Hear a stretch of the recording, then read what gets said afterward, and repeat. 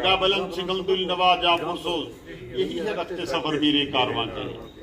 और सियासत में तो हम आते रहे, मैंने रफीक खान साहब के साथ इलेक्शन लड़ा, लाल मोहम्मद साबर साहब मेरे साथ इलेक्शन लड़ते रहे, बहुत से बुजुर्ग अल्लाह तबारक तआला उनको जन्नतुल फिरदौस नसीब करे, लेकिन हमने कभी एक दूसरे पे कीचड़ नहीं है।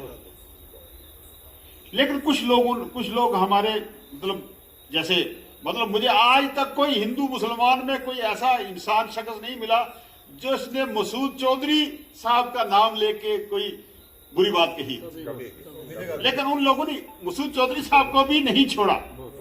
मेरे वालिद एक दरवेश जिंदगी बसर करके इस दुनिया से चले गए, अल्लाह अल्लाह करते रहे हमेशा, उनको भी नहीं छोड़ा। मेरे ज़हन में उस वक्त मेरे वालिद ने जो ये अल्लामा इकबाल का शेर मुझे सुनाया था, मुझे एकदम वालिद साहब की वो नसीहत याद आ गई, निगाह बुलंद सुकून दीन नवाज जा पुरसोज, यही है रखते सफर मीरे का। कहा कि मैं बोला, मुझे पता था कि मैं जो आग से खेल रहा हूं, और कोई भी शख्स जैसे सेक्रेटरी साहब ने कहा, चाहे वो घर में हो, बड़े से बड़ा हो, हमारा हमदर्द हो, दुश्मन हो, कोई भी आदमी मुझे कहता अल्लाह के लिए राणा साहब मुश्किल टाइम है, खुदा के लिए थोड़ा सा परहेज किया कर, थोड़ा सा परहेज किया। लेकिन मैं इसलिए बोलता था, मुझे पता था इससे मुझे कोई फायदा मिलने वाला नहीं है, बल्कि नुकसानात ही नुकसान है। मैं खुद को एक तूफान के आगे अपने आप को फेंक रहा हूं। लेकिन मैं जब ये देखता था कि हम लोग तकसीम दर तकसीम हमारी हुई है, पहले ही हमें इस कहते हैं कि इस दिल के टुकड़े हजार हुए, कोई इधर गिरा कोई इधर गिरा। अबुल कलाम आजाद के कि समाज अगर बुज़दिल हो जाए तो उसको कोई ना कोई ढारस दी जा सकती है, अगर बददिल हो जाए तो उसका कोई इलाज नहीं है। मेरे ज़हन में ये बात आती थी कि समाज बददिल हो रहा है, और समाज बददिल हो जाएगा जब तक कोई जम्मू कश्मीर में नाम लेने वाला नहीं है, कोई इस जुल्म के खिलाफ बोलने वाला नहीं है, कोई आवाज उठाने वाला नहीं है। तो मेरे से एक आवाज उठती थी जो पूरे देश में गूंजती थी, पूरे देश में गूंजती थी। और उसका जब इलेक्शन हुआ, इलेक्शन के बाद जब रिजल्ट आया, तो इंडियन एक्सप्रेस में एक बड़ा आर्टिकल लिखा हुआ था। जब मैंने वो पढ़ा, और मुझे आप यकीन जाने कि मैंने अल्लाह का शुक्र अदा किया कि जो बातें मैं कह रहा था, और जो खिताए पीर पंजाल के लोगों ने इस मुश्किल टाइम में नेशनल कॉन्फ्रेंस का साथ दिया, इतनी साजिशें होने के बावजूद, इतना डिवाइड करने के बावजूद, इतना डिवीजन होने के बावजूद, तो मुझे आपने उन तकारीरों का, आपने मेरी उस आवाज का मैंने कहा मुझे सिला अल्लाह ने दिया और लोगों ने दिया है कि लोगों ने हजारहा मुखालिफ होने के बावजूद, साजिशें होने के बावजूद, लोगों ने अपने समाज को टूटने नहीं दिया, जलील नहीं होने दिया। अगर रिजल्ट इसके बरक्स होता तो आज हालात बरक्स होते। आज हम यहाँ जो बैठे हुए हैं, शायद हमें ये बैठने का मौका ना मिलता। तो इसका क्रेडिट जो है वो पूरे खिताए पीर पंजाल को जाता है, पीर पंजाल की आवाम को जाता है, यहाँ के गुज्जर पहाड़ी हिंदू मुसलमान सबको जाता है। तो मैं ये गुजारिश कर रहा था कि एक तो हम पहले ही एक साजिश के शिकार हैं, हमारा पूरा समाज, हमारा पूरा जो हमारी सोच है वो मफलूज हो चुकी है। तो इस सोच को बेहतर करने के लिए, इस सोच को आगे ले जाने के लिए, और इससे हमें नुकसानात ही नुकसानात हुए हैं आज तक। मुलाकात का चारा करें, बैठ जाएं कहीं दूर लम्हात की सरहद से परे, मैं भी गोश पर आवाज रहूं और लफ्जों की गिरह खोलूं। मैं भी गोश पर आवाज रहूं और लफ्जों की गिरह खोलूं। काहे काहे यूं ही बीते ये अदम की राहें, इस माहौल की यकरंगी ये वीरानगी में।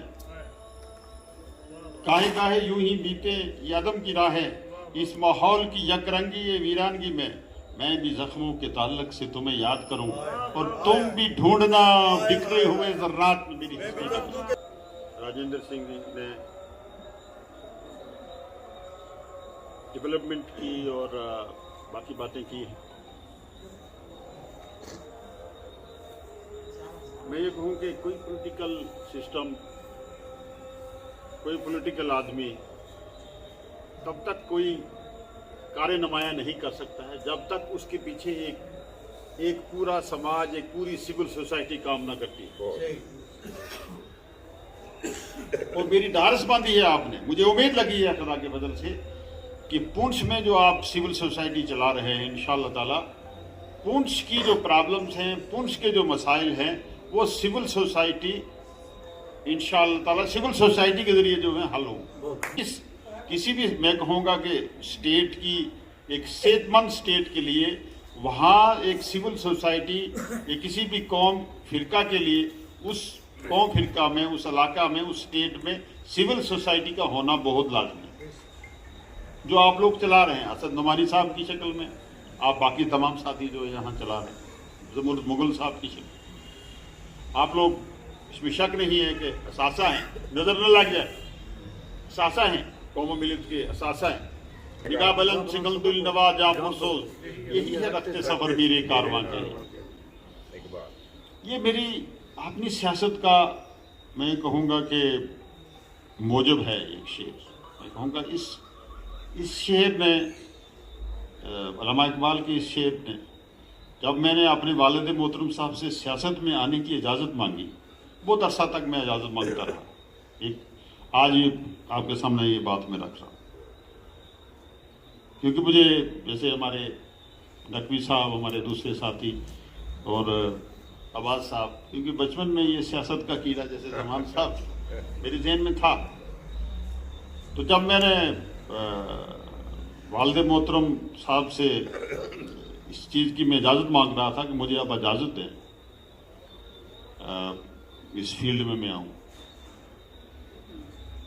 تو وہ کھل کے نہ ہی تو انکار کر رہے تھے، نہ ہی مجھے اجازت دے رہے تھے. بر گیا تھا ایک لمبی عرصے کے بعد مجھے انہوں نے کہا کہ یہ جو سیاست ہے یہ پیشہ جو رہا ہے پیغمبروں کا پیشہ رہا ہے، اور نبوت کیونکہ نبی صلی اللہ علیہ وسلم کے بعد نبوت کا سلسلہ بند ہو گیا، یہ خلفائے راشدین کے حوالے کی گئی، اور پھر آپ جیسے سیاسی لوگوں کے پاس آ گئی جس سے انہوں نے یہ کہا کہ جس سے اس کا وہ سیاست جو پیغمبروں کی سیاست تھی، اور آج کی سیاست جس کو کہتے ہیں کہ politics is a dirty game, آپ لوگوں نے اس کو ڈرٹی گیم بنا دیا. تو لہذا مجھے لگتا نہیں کہ تم سیاست میں جا پاؤ گے اور سیاست میں جا کے انصاف کر پاؤ گے. میں نے کہا کیوں، آپ بتائیں مجھے. انہوں نے کہا یہ بہت مشکل کٹھن رستہ ہے. آپ سیاست میں جاؤ گے پارٹی پالیٹکس کی بات کرو گے، آپ سیاست میں جاؤ گے ذات پات کی بات کرو گے، اور پالیٹکس میں جاؤ گے تو ووٹ بینک کی بات کرو گے. تو میں سمجھتا ہوں کہ یہ آپ انصاف نہیں کر پاؤ گے. تو میں نے کہا پھر بتائیے کیسے، اگر میں یہ سب چیزیں چھوڑ دوں گا، میں ذات پات کی بات نہیں کروں گا، میں پارٹی پالیٹکس کی بات نہیں کروں گا، میں ووٹ بینک کی بات نہیں کروں گا، تو مجھے بتائیے پھر طریقہ کیا رہے گا، پھر سیاست کیسے رہے گی. انہوں نے پھر یہ شعر پڑھا علامہ اقبال کا کہ نگاہ بلند سخن دل نوا جاں پرسوز، یہی ہے رخت سفر میرے کارواں. بس اگر یہ شعر اس کی تشریح بھی کی اور یہ بتایا کہ اگر تم اس شعر پہ چلو گے اور پھر تو میری طرف سے اجازت ہے، یہی تعویذ ہے میری طرف سے، یہ جیب میں رکھ کو ڈالو اور پھر نکلو اللہ کا نام لے کے. یعنی کہ اللہ کے سامنے اللہ کو حاضر ناظر رکھ کے میں یہ کہتا ہوں کہ میں نے اپنی پالیٹکس میں آ کے، اپنے سیاسی دور میں آ کے، اقتدار میں آ کے کبھی میں نے یہ نہیں سوچا کہ اس شخص نے مجھے ووٹ دیا ہے یہ میرے خلاف تھا یا میرے حق میں تھا.